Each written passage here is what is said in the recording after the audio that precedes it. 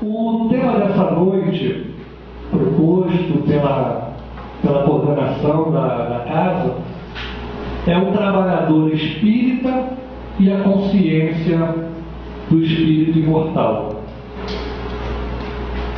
Quando a gente verifica a figura do codificador do espiritismo, que nesse mês de outubro, dia 3, teve, através do movimento espírita do Brasil e do mundo, mais uma comemoração da data do seu aniversário, 3 de outubro, 212 anos do nascimento da figura do codificador.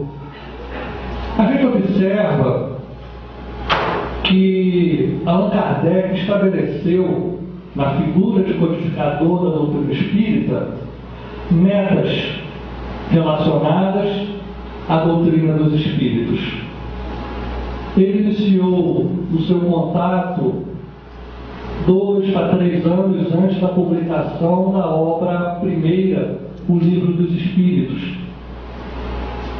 E ele teve como primeira meta, como meta principal, a consolidação do Espiritismo, a consolidação da doutrina dos Espíritos. Essa consolidação foi através da codificação das obras básicas. Um trabalho que começou antes da publicação do Livro dos Espíritos, na compilação do material, das informações, das revelações que eram passadas pelos espíritos superiores através de médiuns, não apenas em Paris, na França, como em outras cidades francesas e outras cidades da Europa e também da América. Então nós verificamos que ao longo de quase 15 anos, iniciando na compilação e depois estabelecendo um corpo doutrinário para essas informações, para a revelação que estava sendo apresentada, nós verificamos então mais de uma década de trabalho na consolidação da doutrina espírita. É curioso quando a gente nota que a primeira obra, o Livro dos Espíritos, é dividido em 4 partes. E cada parte estabelece um princípio que vai ser aprofundado em outras obras básicas. Por exemplo, a terceira parte do Livro dos Espíritos se refere às leis morais. Nós vamos verificar nas leis morais a apresentação pelos Espíritos Superiores de Jesus como sendo o nosso modelo guia, e a moral cristã como sendo um roteiro seguro para alcançarmos a felicidade.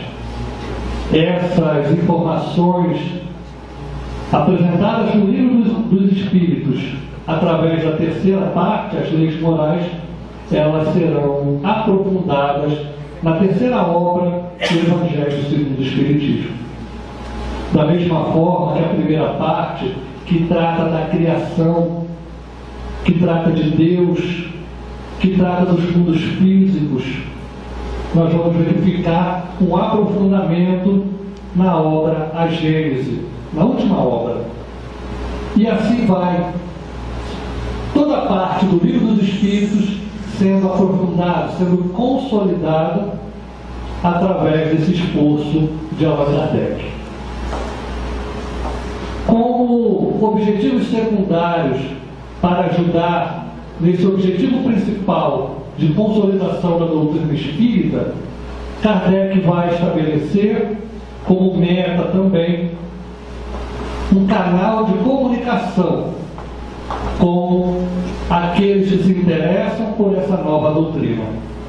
Então nós verificamos Kardec criando a Revista Espírita, um periódico mensal através do qual ele escrevia artigos, apresentava comunicações dadas através dos médiuns, juntava nesse jornal considerações a respeito de críticas que o Espiritismo sofria, Então nós vamos verificar na Revista Espírita o canal de comunicação de Kardec com aqueles que estavam se vinculando a essa nova doutrina.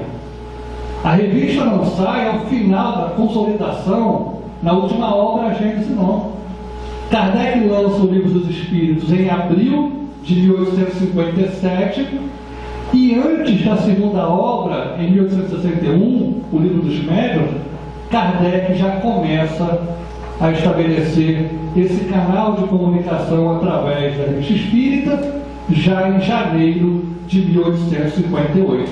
Ou seja, 8 meses depois de lançado o Livro dos Espíritos, Kardec estabelece um canal de comunicação para tirar dúvidas, porque ele recebia muitas cartas, e ao invés de tirar dúvida de apenas um indivíduo, através de uma carta, ele lançava aquelas questões mais importantes, mais interessantes na Revista Espírita, e já tirava dúvidas de um número muito maior de pessoas na França e fora dela.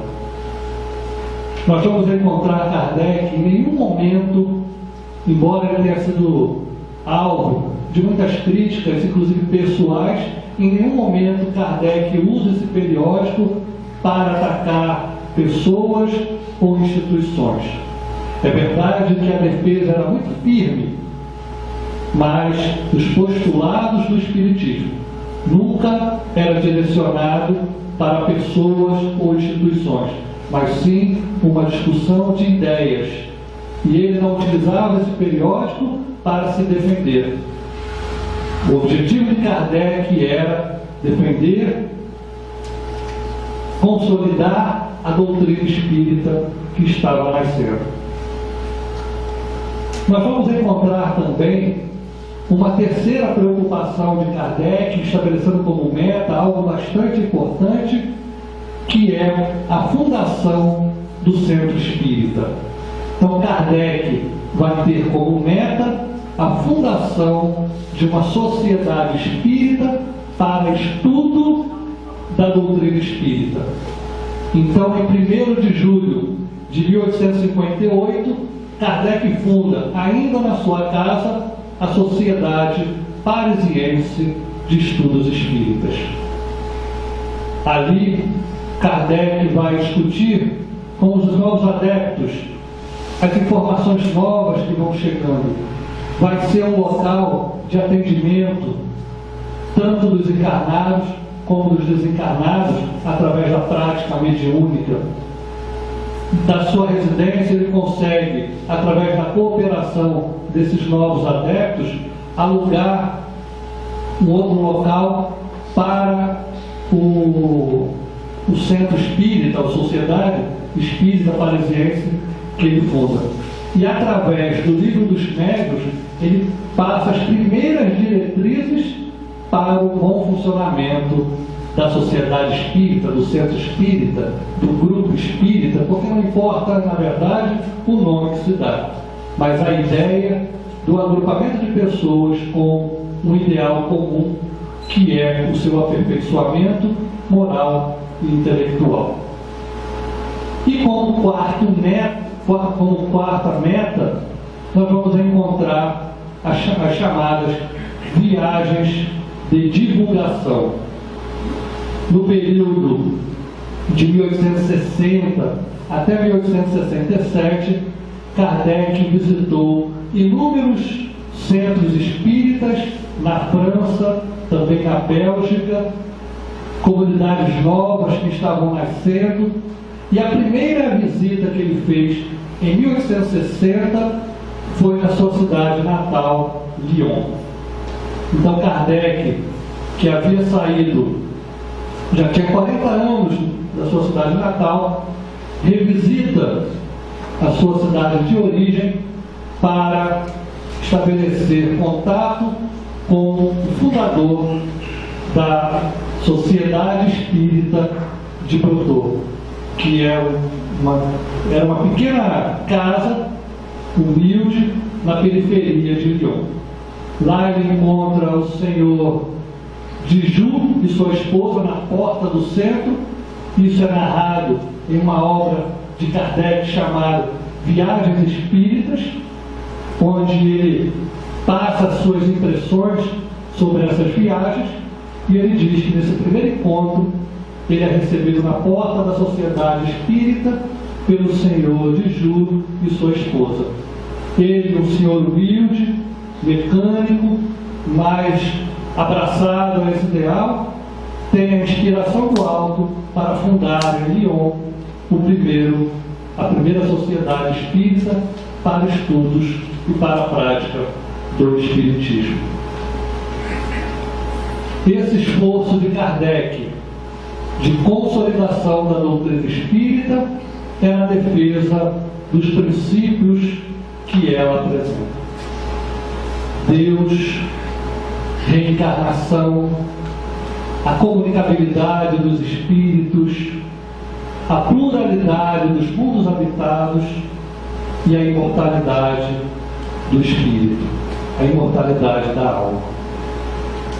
Esses esforços nós vamos destacar hoje a imortalidade da alma, considerando o tema da noite, Trabalhador Espírita, na consciência do espírito imortal. Desde a primeira obra, o Livro dos Espíritos, e muitas vezes a gente pergunta, por que será que depois de publicar o Livro dos Espíritos, Kardec publica o Livro dos Médiuns? Kardec apresenta o Livro dos Médiuns também como guia dos médiuns e dos evocadores. E muita gente fica se perguntando, porque a gente tem muitas vezes uma concepção, até pela prática de estudos espíritas, de termos o Livro dos Espíritos, o Evangelho segundo o Espiritismo como um livro de cabeceira, e muitas vezes a gente não tem a dimensão do porquê a publicação do Livro dos Médiuns logo em seguida. Com a publicação do Livro dos Espíritos, que Kardec apresenta no primeiro momento não como uma nova religião, mas sim como uma filosofia espiritualista, todos esses princípios que eu citei, Deus, reencarnação, imortalidade da alma, comunicabilidade com os espíritos, todos os princípios básicos da doutrina espírita, na obra O Livro dos Espíritos, são explicados com base na razão, com base na lógica, daí filosofia espiritualista. E muita gente até hoje trava contato com a doutrina espírita através do Livro dos Espíritos e pensa assim, nossa, não é que faz sentido isso aqui? Isso aqui é a respeito de Deus. Nossa, cai como uma luva, parece que eu já entendia dessa forma. E a pessoa lê uma questão, começa a se perguntar, começa a fazer reflexões, começa a fazer outras indagações, aí quando vai novamente na obra, a pergunta está lá. Talvez não do mesmo jeito, mas algo parecido, e as coisas parecem que vão se encaixando. Aliás, essa impressão foi tida inclusive por Dr. Bezerra de Menezes, quando ele ganha o Livro dos Espíritos de um amigo, pega o bonde da central do Brasil, central da capital do Rio de Janeiro, e pega o bonde até o bairro da Tijuca, onde ele morava, e ele vai lendo e tendo essas impressões. Só que muita gente pergunta, isso aqui é importante, e pergunta, mas quem foi que escreveu isso aqui? Foi Kardec? E ele olha a capa e Kardec já diz, não é ele que escreve. São as informações trazidas pelos espíritos superiores. Ou seja, as informações trazidas pelos mortos. E aí a coisa fica meio emperrada. Porque embora seja interessante, embora faça sentido, embora tenha lógica, como é que os mortos conseguem transmitir? E muitas vezes não descia. Daí a necessidade da segunda obra tratar da comunicabilidade do mundo espiritual com o mundo corporal, para explicar como é que os mortos trouxeram essas informações. Daí, o livro dos médiuns ser apresentado como um ensino especial dos espíritos sobre a teoria de todos os gêneros de manifestações, constituindo o segmento da obra do livro dos Espíritos. Então Kardec aponta que o livro dos médiuns é o segmento do livro dos Espíritos para nos dar conta de como os mortos escreveram aquelas informações através das manifestações dos médiuns. E o primeiro capítulo do livro dos médiuns há uma imensa reflexão sobre a existência ou não dos espíritos, porque a imortalidade da alma, a sobrevivência da alma após o corpo físico, após a manifestação através do corpo físico, é ponto fundamental para estabelecer se tem comunicação ou não. Como é que vai existir comunicação do mundo espiritual com o mundo corporal se não existir espírito? Então, o primeiro capítulo do livro dos médiuns é dedicado a essa tese da existência dos espíritos. E é sobre esse fundamento que se desdobra várias e várias concepções na obra, mas tanto na obra O Livro dos Médiuns, como nas obras subsequentes. Nós vamos verificar Kardec perguntando no Livro dos Espíritos, questão 23, o que é o Espírito? E a resposta é que o Espírito é o princípio inteligente do universo. Nós, em outras vidas religiosas, nós aprendemos que Deus nos criou a sua imagem e a sua semelhança. Essa expressão é retirada do livro Gênesis, primeiro livro da Bíblia. E a concepção que o homem fez ao longo do tempo, não conseguindo se enxergar como princípio inteligente, como individualidade espiritual, foi projetar a sua concepção física ao Criador. Então a ideia de que nós fomos criados à imagem e semelhança de Deus faz com que na nossa infantilidade espiritual projetemos a nossa identidade física ao Criador. Daí imaginarmos Deus como um ser humano, numa visão antropomórfica, com os sentimentos humanos, tendo raiva, tendo ira, castigando, jogando dados e dependendo do número, sorte para um, azar para o outro, sentimentos humanos, porque afinal de contas nós fomos criados à sua imagem e semelhança. Então eu olho para mim mesmo e projeto no Criador, quando o movimento deveria ser o inverso. A doutrina espírita vai esclarecer na pergunta primeira, que é Deus. Deus é a inteligência suprema do universo, causa primeira de todas as coisas.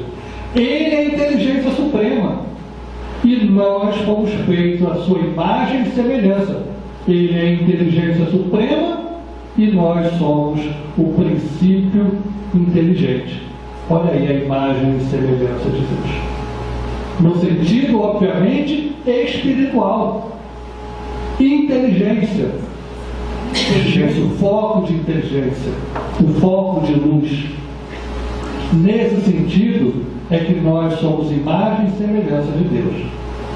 Daí a necessidade de compreendermos, mesmo enquanto encarnado no mundo físico, de que nós não somos corpo físico.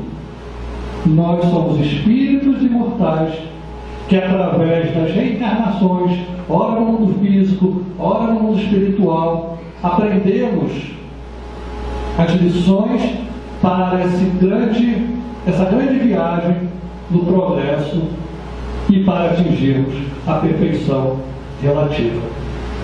Já que, obviamente, a perfeição absoluta somente é de Deus. Essa ideia de nós sermos espíritos também já é apresentada por Kardec, já na introdução do Livro dos Espíritos. Quando, na abertura do Livro dos Espíritos, Kardec fala da concepção do homem, ele já apresenta ali a ideia, que hoje é muito desenvolvida por outros espíritos, do homem integral, do ser humano integral. Kardec aponta de uma forma muito simples, mas muito didática, que há no homem encarnado 3 coisas: o corpo físico, a alma, ou ser imaterial, ou espírito encarnado, e um terceiro elemento que serve de ligação, já que o corpo tem uma densidade, já que o corpo tem um padrão vibratório baixo pela sua densidade, e o espírito tem uma outra densidade, é mais dinâmico, tem que existir um elemento intermediário, que Kardec chamou de perispírito. Peri, em torno de espírito, em torno do espírito, corpo espiritual. Trazendo essa ligação entre o espírito e a matéria, para que o comando do espírito seja executado pelo corpo. Mas não só isso, que as impressões que o corpo recebe por estar no mundo físico possa também impactar o espírito nas suas experiências vivenciadas no mundo físico. Kardec vai chamar, no Livro dos Espíritos, essa realidade espiritual de mundo normal primitivo.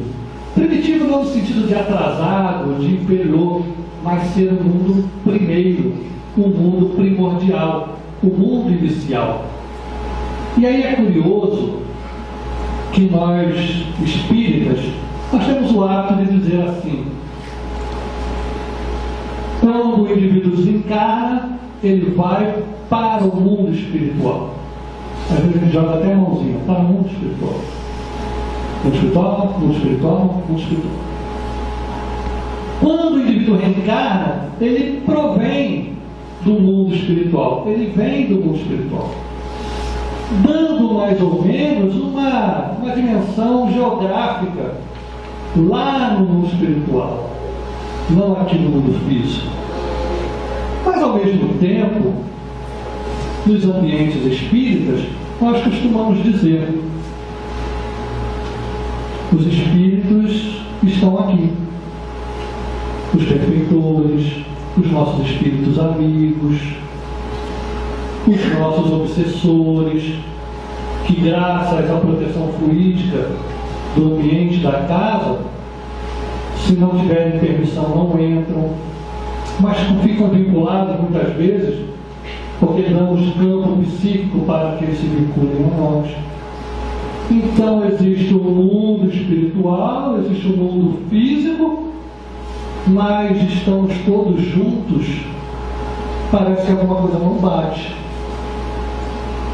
É porque as almas do outro mundo não são os desencarnados.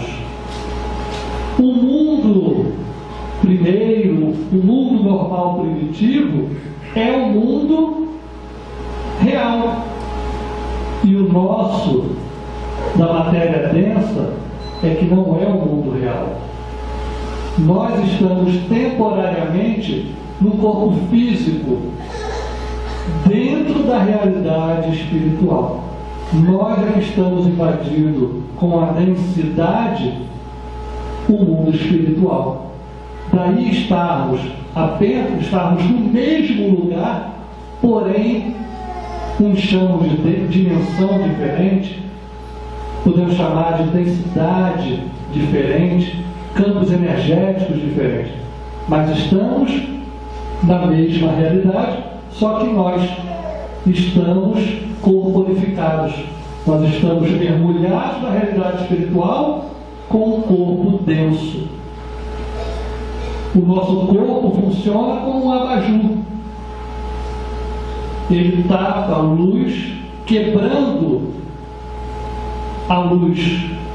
Então nós ficamos adensados sem essa projeção. Mas estamos mergulhados, sim, na realidade espiritual. Então devemos ter toda a convicção diante desse esforço na doutrina espírita, de que sim, nós somos espíritos imortais e devemos viver de acordo com essa verdade, com essa realidade que nós já conhecemos. Certa vez, em uma reunião mediúnica, alguém perguntou para um benfeitor por que é que nós sofremos tanto. Por que nós sofremos tanto? Por que temos poucos momentos de alegria intensa? E a resposta do benfeitor foi: porque vocês não vivem de acordo com a verdade que vocês já conhecem.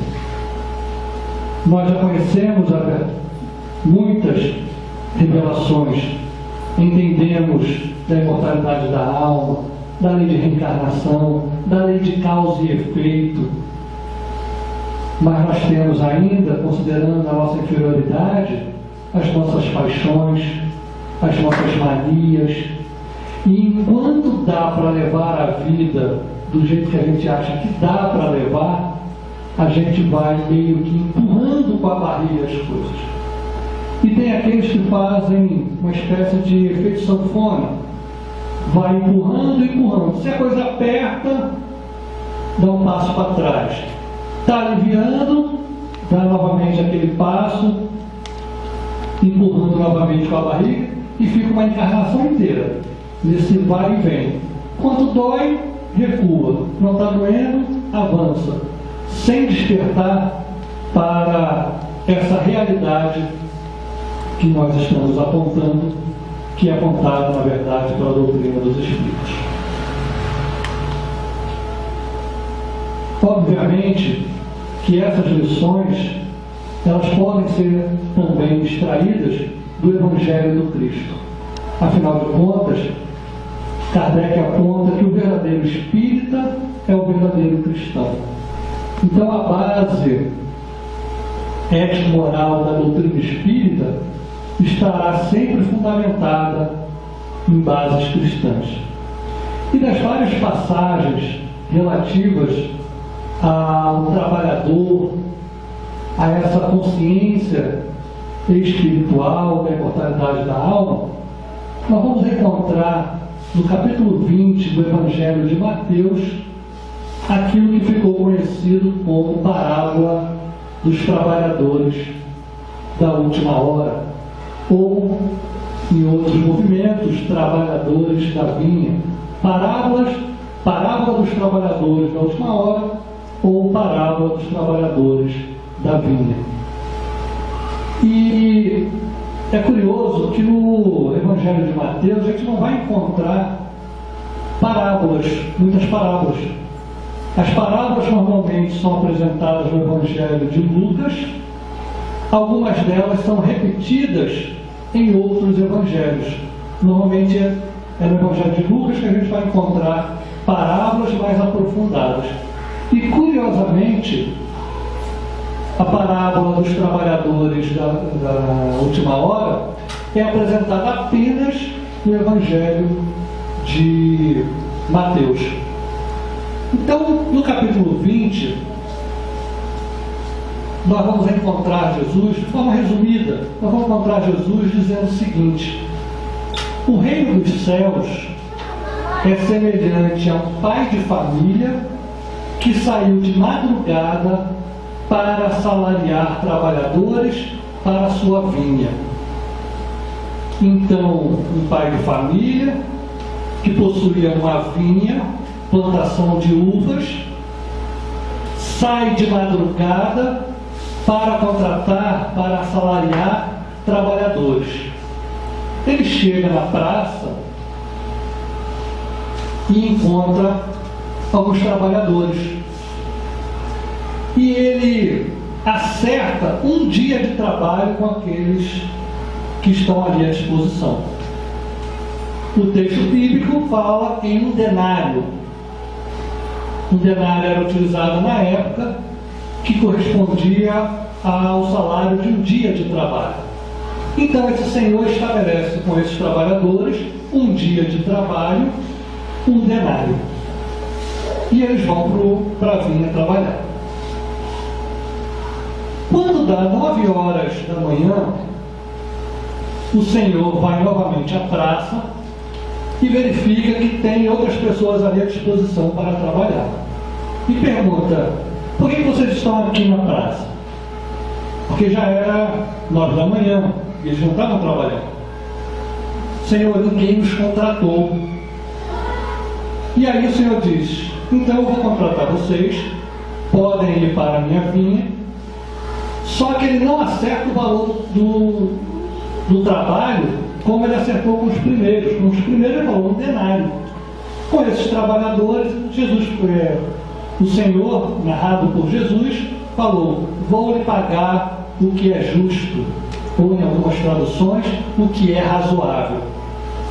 E esses trabalhadores, contratados 9 horas da manhã, foram trabalhar na vinha sem saber o que ia receber. Receberam o que era justo. Na nossa concepção, já que os primeiros começaram 6 horas da manhã, vão trabalhar 12 horas até 6 da tarde, os outros começaram às 9, vão trabalhar até 6 da tarde, vão trabalhar 9 horas, seria justo, seria razoável receber 3/4 do valor. Essa é a primeira ideia que a gente analisa quando o Senhor diz que vai pagar o que é justo. 12:00 e 3 da tarde, o Senhor volta à praça, faz a mesma pergunta: por que vocês não estão trabalhando? Porque ninguém nos contratou. E ele, na narrativa, fala que ele teve o mesmo tratamento. Ora, se foi o mesmo tratamento, pela lógica, pediu que eles fossem trabalhar, disse que pagaria o que fosse justo. Então quem começou a trabalhar 12:00 certamente receberia a metade, quem começou a trabalhar 3 da tarde já receberia bem menos. Até que 5 horas da tarde, o Senhor vai novamente à praça e verifica que tem ainda homens aguardando para trabalhar. Faltava 1 hora para terminar o dia de trabalho. Era 5 da tarde. E mesmo assim ele contrata, pede para ir para a vinha e diz que vai pagar o que é justo, o que é razoável. Deu 6 horas da tarde. O Senhor pede para o seu administrador organize uma fila para realizar o pagamento. E ele dá uma orientação: coloque na frente os que chegaram por último e coloque lá no final quem começou a trabalhar primeiro. E aí, na hora de fazer pagamento para aquele que chegou 5 horas da tarde, que trabalhou apenas 1 hora, deu 1 denário, deu o equivalente a 1 dia de trabalho. Obviamente que eles ficaram felizes. O texto não diz isso, mas é uma dedução lógica. Quem trabalhou 1 hora e recebeu por 1 dia de trabalho deve ter ficado satisfeito. E quem estava no final da fila deve ter pensado: ué, acabou de chegar e recebeu 1 denário? Certamente, quando chegar a minha vez, eu vou receber bastante.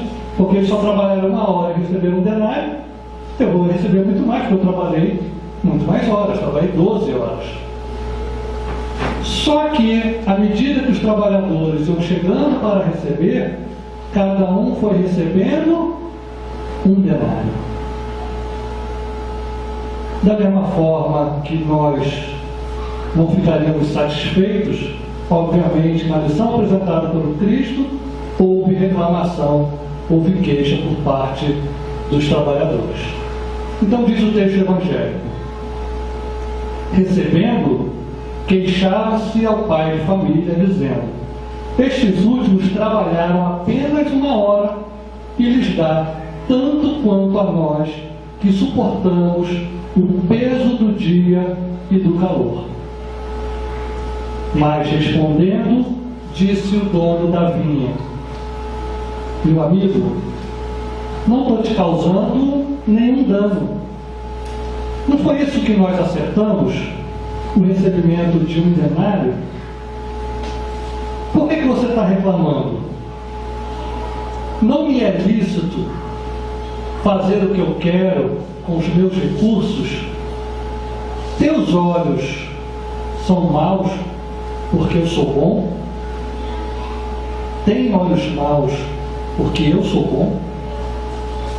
Assim, conclui Jesus, os últimos serão os primeiros e os primeiros serão os últimos, porque muitos são os chamados e poucos os escolhidos. Quando a gente olha sem a percepção espiritual, esta passagem não faz muito sentido. Na verdade, faz pouquíssimo sentido. Kardec podia ter colocado essa mensagem sem nenhum problema em outro capítulo do Evangelho segundo o Espiritismo. Podia ter colocado moral estranha, que tem um capítulo lá tratando de moral estranha.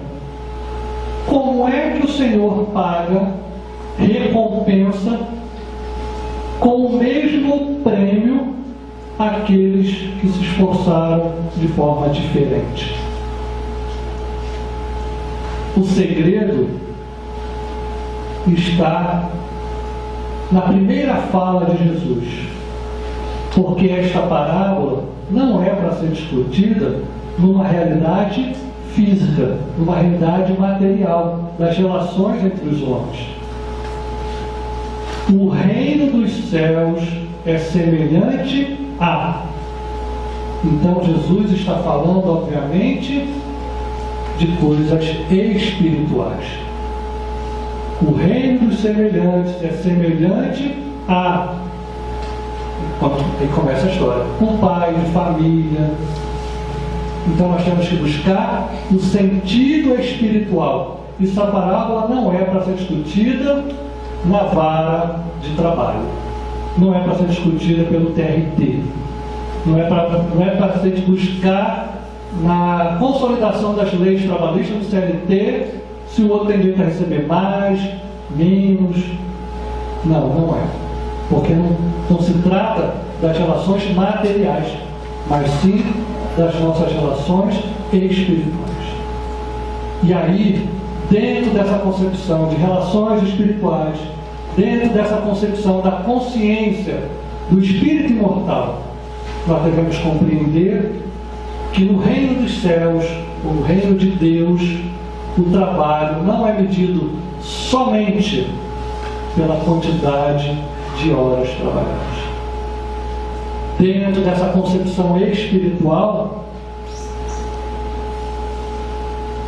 a premiação, entre aspas, que é dada, está relacionado ao sentimento que é colocado pelo indivíduo através das suas horas de trabalho, sejam elas poucas ou muitas horas. Então, o principal, a primeira interpretação que nós podemos ter nesse sentido espiritual é de que, principalmente pela intensidade dos sentimentos naquilo que eu faço, é que é o mais importante. Não é somente a quantidade de horas trabalhadas. Jesus não coloca nenhum incidente nesta parábola dizendo que quem chegou primeiro trabalhou mal, o outro que chegou depois trabalhou bem melhor. Ele não coloca esse incidente até para que aparentemente justificaria esse tratamento. Não. Se ele não colocou esse incidente, Vamos acreditar que todos trabalharam bem. Na realidade material, a gente pode discutir se um deveria ganhar mais ou outro menos, mas na realidade espiritual, o prêmio de muitas horas trabalhadas ou poucas horas trabalhadas, o prêmio é a consciência tranquila. É o sentimento de que fez aquilo que estava ao alcance de fazer. É o sentimento de dever cumprido dentro das minhas possibilidades. Porque se a gente pegar a ideia e trazer para, ainda que de forma acanhada, para a realidade material, quando eu saio de manhã e vou buscar um grupo de homens que trabalham como chapas para fazer a mudança da minha casa, eu vou cedo, lá vai ter um monte de gente à disposição, e como eu sei que tem que carregar geladeira, tem que carregar guarda-roupa, tem que descer escada, que tem coisa que não entra no elevador, então eu vou pegar aqueles mais fortes. Então eu chego lá e seleciono os mais fortes. Esses são os trabalhadores da primeira hora. São aqueles que eu selecionei primeiro. Então são mais capacitados, são habilitados, são aqueles que estão sendo chamados porque já possuem, de certa forma, algum tipo de preparação. Mas isso não é garantia de que farão um bom trabalho. Porque pode ser que podemos ter um caso daquele que chega cedinho no vinhedo, na vinha, e recolhe uma uva e reclama: meu Deus do céu. E recolhe: ai, que calor. E vai trabalhando e reclamando, trabalhando e reclamando. Não sei se tem isso aqui em Vilhena, né? Que trabalha reclamando. E fulano que não chegou até essa hora, me deixou aqui sozinho. A gente nem sabe qual é a situação do companheiro. E a gente vai e reclama: dá 7 horas, mas não dá 6. E foi o primeiro chamado. E muitas vezes a gente... E aí eu verifico, nesse exemplo que eu estou dando, eu verifico que eu preciso de mais gente. Não vai dar conta não. Eles são fortes, são militares, mas não está dando conta. E eu preciso terminar esse serviço até tal hora. Aí eu vou de novo na praça buscar mais chapas. Aí quem eu pego? Eu já peguei os mais fortes. Já peguei aqueles que eu considerei mais habilitados. Então os das 9 horas já não serão tão habilitados, pelo menos com a minha impressão, quanto aqueles. Mas eu vou arrumar um grupo melhor possível. E à medida que eu tenho necessidade, eu for buscando. Quem é o pobre miserável da última hora? É aquele indivíduo sem recurso nenhum. Magrinho, coitado. Mas nós vamos verificar que para Deus, todos nós somos iguais. Para Deus, todos nós somos iguais.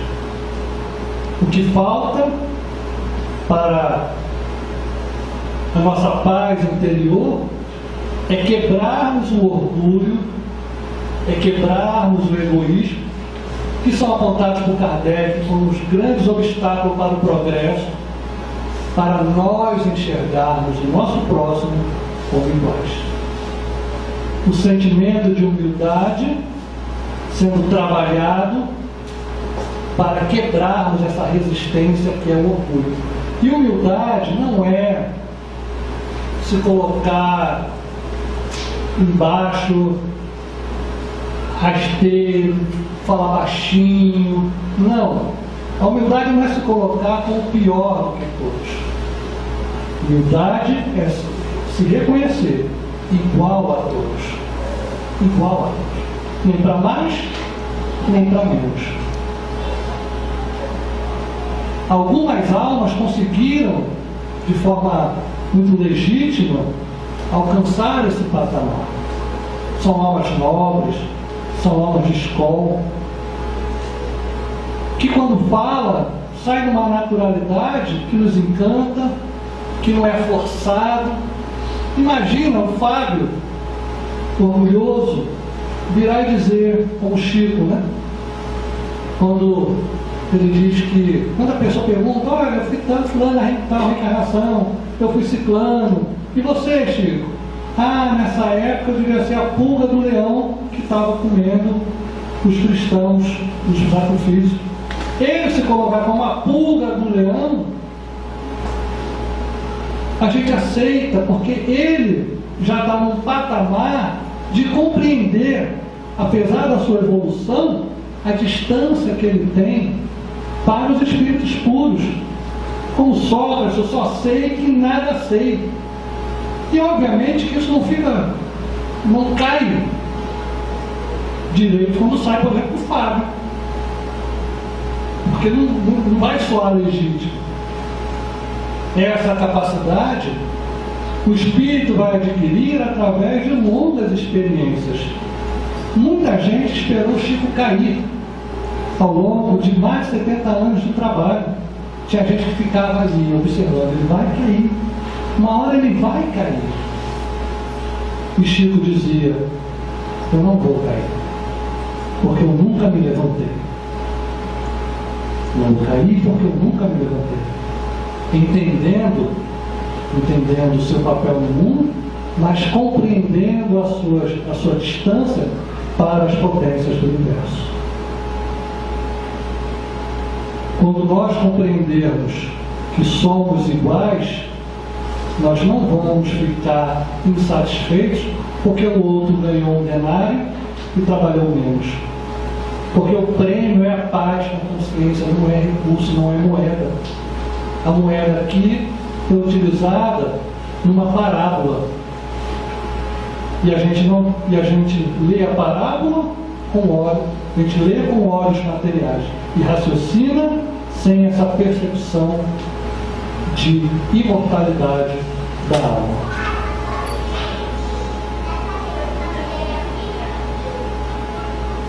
Nós, espíritas, nós temos que fugir daquelas concepções antigas de que isso ou aquilo vai nos trazer a salvação, principalmente a nossa vinculação a essa ou aquela religião. Quando Kardec pergunta na questão 982 do Livro dos Espíritos, será necessário que professamos o Espiritismo e que nós creiamos na manifestação espírita para termos assegurado a nossa sorte na vida futura?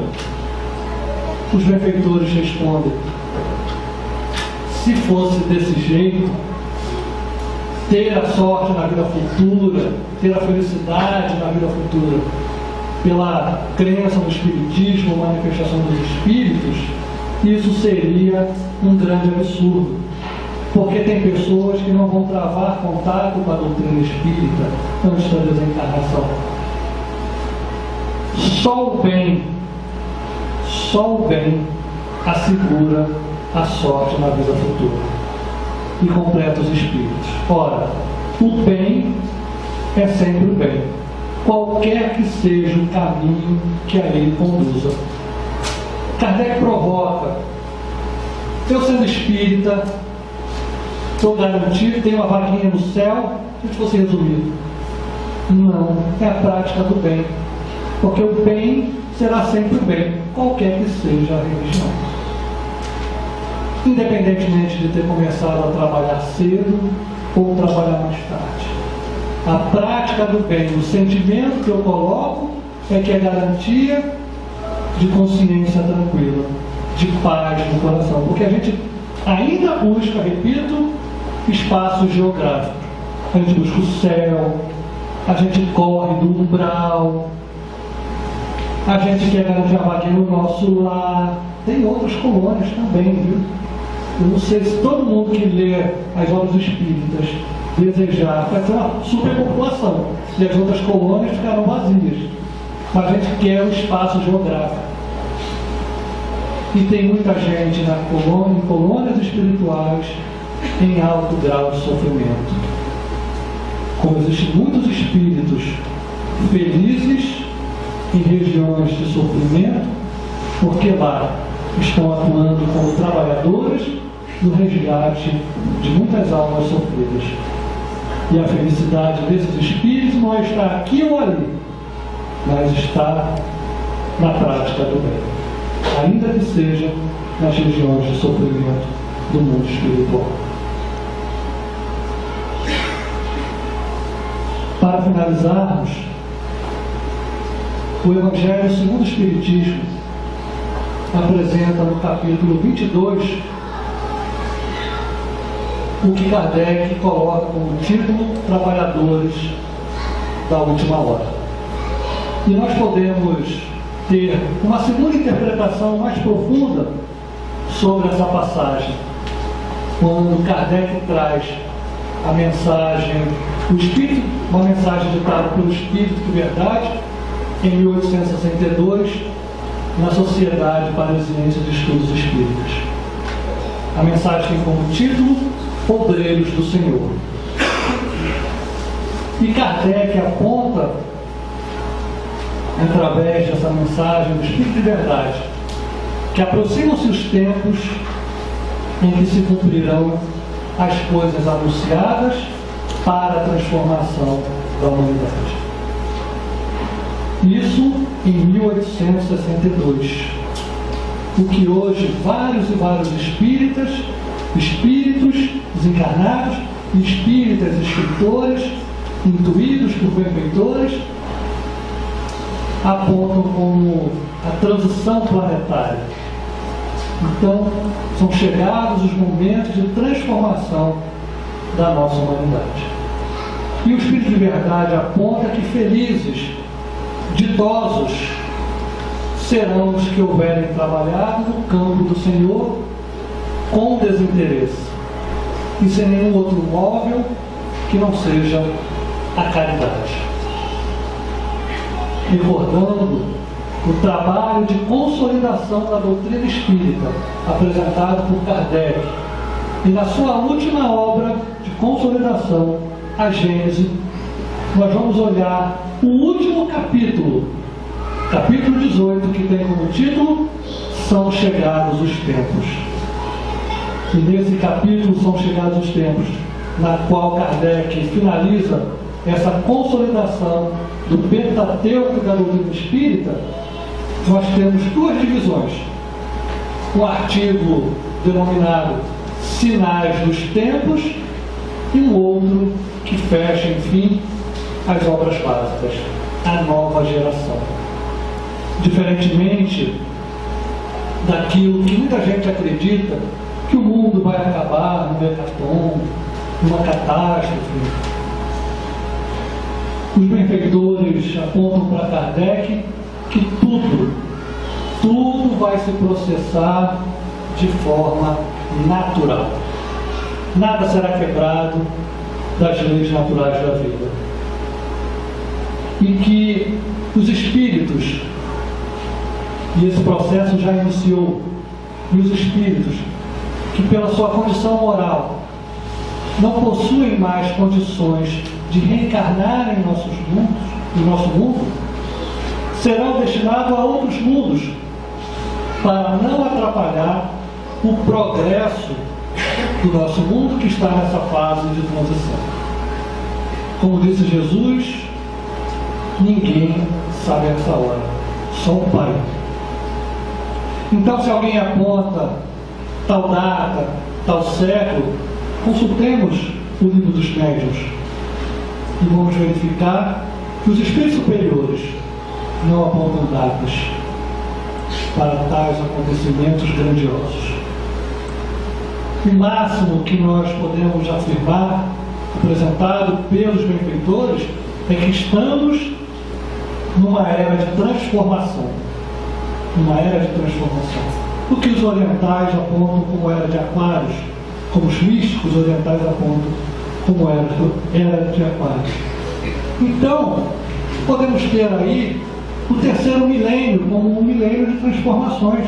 É muito tempo, estamos no início do milênio, com os olhos físicos, talvez muito tempo, mas considerando 60, 70, 80 anos na Terra, mas um tanto no mundo espiritual, estamos falando aí de 5, 6 reencarnações. E quais são os espíritos que estão se reencarnando, já que estão num período de transformação? Os espíritos puros, e os demais estão sendo recolhidos no terrorismo espírita, porque muitas vezes a gente tem um terrorismo espírita. Ó, abre o olho, hein? Olha o planeta chupão. Tem até isso. Nas obras básicas não. Estamos num período de transformação, é verdade. Mas conclui, fechando as obras da doutrina espírita, que cada criança que nasce no nosso mundo, desde o começo dessa transformação, ao invés de ser um espírito atrasado e inclinado para o mal, virá espíritos mais adiantados e propensos ao bem. Propensos ao bem. Por isso que nossas crianças hoje, na sua grande maioria, já não aceitam mais injustiças. Não é que elas são perfeitas, mas mostram essa inclinação. Nos chama a atenção porque não colocamos o cinto de segurança. Querem fazer o certo, são propensas ao bem. São propensas ao bem, mas são facilmente manipuláveis também. São difíceis, não aceitam mais. É assim porque é assim. Querem explicações melhores. E nós temos que nos prepararmos para educarmos essas crianças e colocá-las no caminho do bem. Porque a terra está sendo saneada através de pessoas que são propensas ao bem. E nós possamos, enfim, finalizando, entender dessa realidade da imortalidade da alma e da qualidade de trabalhadores espíritas, que nós possamos enxergar com olhos espirituais a importância do nosso trabalho, a importância que a casa espírita, como escola, como hospital, mas principalmente como oficina de trabalho, se coloca à disposição de todos nós, não para contarmos a quantidade de horas trabalhadas e apontarmos para o outro, e como se ele tivesse um ponto para bater no centro, mas no muito ou no pouco, que nós possamos entender que o mais importante é a intensidade de sentimento na prática do bem que nós colocamos nas nossas atividades. Muito obrigado pela atenção de todos vocês e que Jesus nos guarde na sua paz.